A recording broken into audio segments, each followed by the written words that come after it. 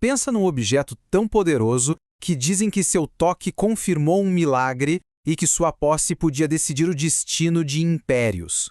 Por 2 milênios, essa história foi cercada de fé, de mistério, de muito conflito.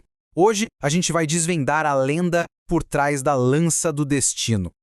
E é aqui que a coisa toda fica fascinante, sabe? O que define essa lança?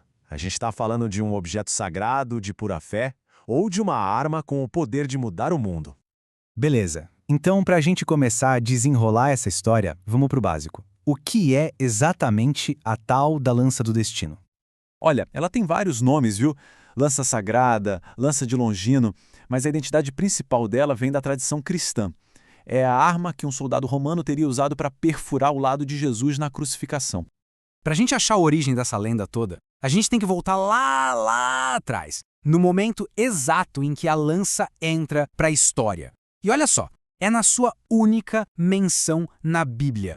E o mais impressionante é isso. Pensa só, uma lenda gigantesca que influenciou reis e exércitos por séculos. E tudo isso nasce de uma única frase. Uma frasezinha só lá no Evangelho de João.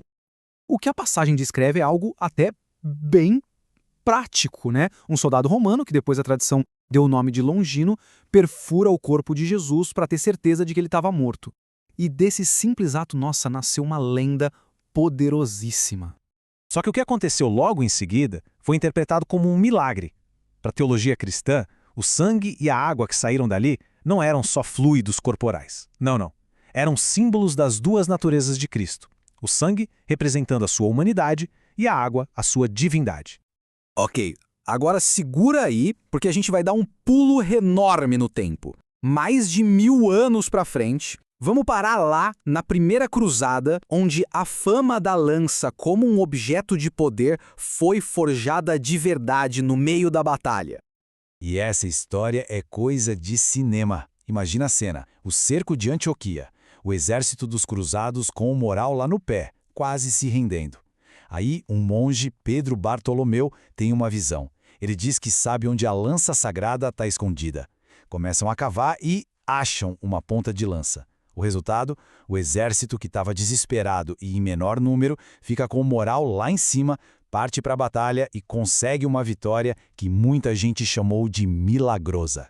Mas calma, que a história ganha uma camada de intriga. O próprio representante do Papa na época ficou com uma pulga atrás da orelha. Ele suspeitava que era fraude, que o monge tinha plantado a relíquia ali. Só que, sendo real ou não, a verdade é que a lança funcionou como um baita catalisador. A fé naquela relíquia deu a força que os cruzados precisavam para vencer e a vitória, claro, foi toda acreditada ao poder da lança.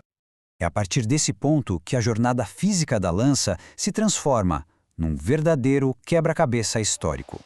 Depois das cruzadas, parece que a lança simplesmente se multiplica. Rastrear a relíquia original vira uma missão quase impossível, porque o rastro se quebra e várias cidades e reinos começam a dizer que têm a posse dela. E essa confusão é bem clara nos registros. Olha só, por volta do ano 530, um peregrino diz que a lança está em Jerusalém. Depois, em 614, dizem que ela foi levada para Constantinopla. Mas aí, poucas décadas depois, outro relato coloca a lança de volta em Jerusalém. Percebe a confusão? Daqui para frente, seguir um rastro único, verificável, fica impossível. E tudo isso nos leva ao legado final da lança, o ponto onde todas essas reivindicações históricas se encontram com o poder da fé.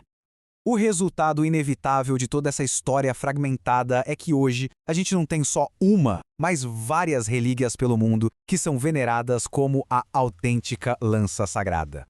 E o que aconteceu com cada uma, afinal? Bom, o destino da lança de Antioquia simplesmente se perdeu na história. A relíquia de Constantinopla passou pelas mãos de vários impérios. E um outro fragmento, de uma importância histórica imensa, achou seu lar definitivo em Roma.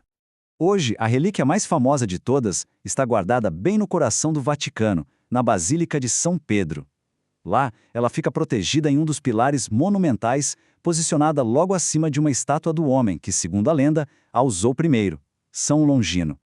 E assim, a gente volta para a nossa pergunta do começo, só que agora com uma outra profundidade. O que realmente dá poder a uma relíquia como essa? É a sua autenticidade histórica? Algo que talvez a gente nunca consiga provar? Ou será que o poder vem da fé coletiva depositada nela por milhões de pessoas ao longo de 2 milênios? A resposta talvez defina não só a lança, mas a própria natureza da crença.